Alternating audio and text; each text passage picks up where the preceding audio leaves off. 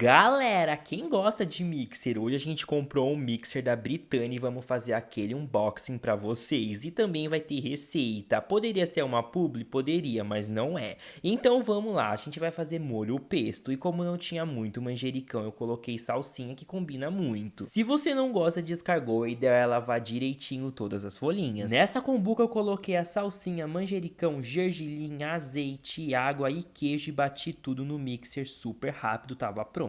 Esse molho combina muito com macarrão, mas eu decidi fazer com pão. Aí eu coloquei molho pesto, queijo, tomate, taquei na churrasqueirinha e olha, essa churrasqueirinha é uma benção. O pão ficou uma delícia e esse mixer tá super aprovado. E quem gostou já segue para mais dicas.